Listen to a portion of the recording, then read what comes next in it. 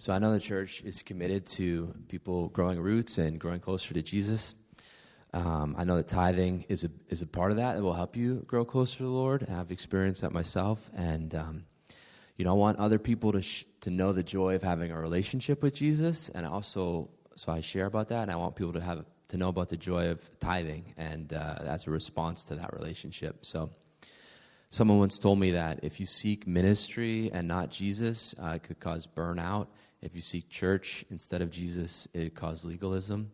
So I think in the same vein, if you seek tithing because someone up front told you to or out of obligation, it'll really cause maybe resentment or just frustration about it. So I don't want that to be the reason that people do it.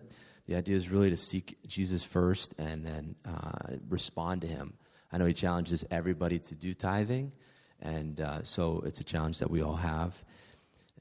Tithing forces us to reorient our priorities, understand that it's not all about us, that delayed gratification and storing up treasures in heaven are not just old-fashioned legalistic commands, but really they're done joyously as a response to knowing Jesus, and that's joyful giving.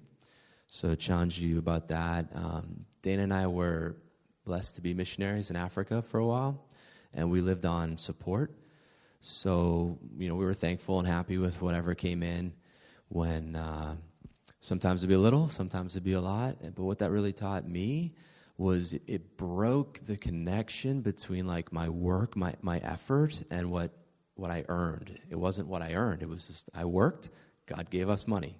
I could work 60, 70 hours and make a little bit would come in, or we could be on a vacation the whole month and have a lot would come in. It was just like we worked to serve the Lord every day, and the money that we had was the money that God wanted us to have, and we were happy with it, and we made it work.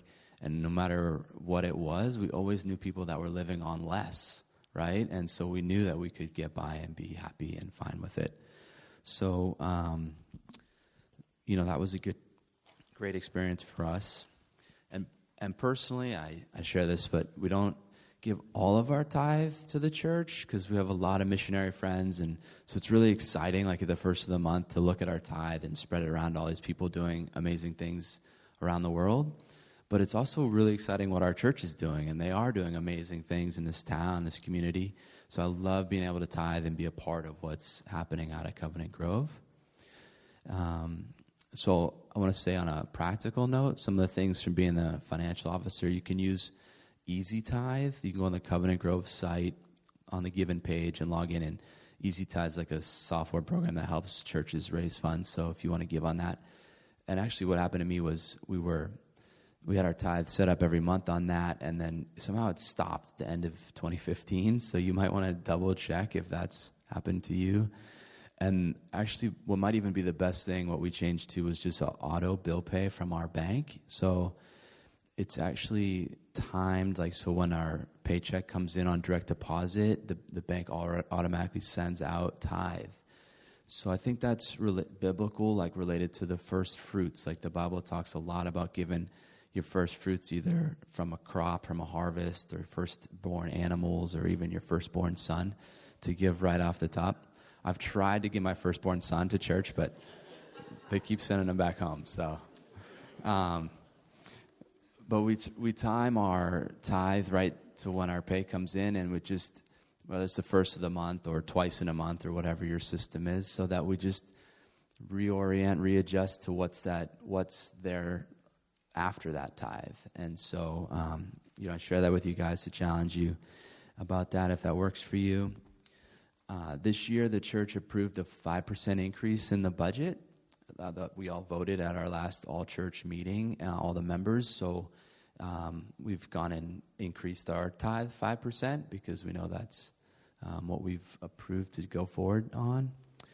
And also, I just mentioned you can donate ways other than just money. Like when we were doing the building campaign, I was doing like some free estate planning. If people wanted to give like more than $1,000 to the building fund, that was kind of a neat thing that happened. I know you could sell like artwork on Etsy or eBay if you're an artist. I have no skills, and then I do a lot of like planned giving for nonprofits, And they always talk about all these options, and a lot of people give appreciated stock, so you don't have to pay the capital gains before your tithe and stuff. So I'll share that as some practical tips, and I can answer some questions about that later too.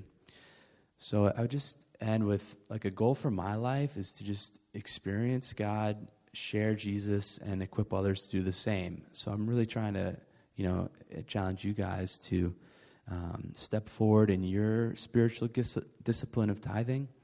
So whatever that is, like whether it's just take another step today, whether it's make a budget that includes tithing, start giving $5 a week, or raise your tithe 5%, whatever that looks like for you. I just challenge you guys to take a step closer to Jesus, respond to the challenge for tithing. So thanks for hearing my talk, and do it with a joyful heart. Amen.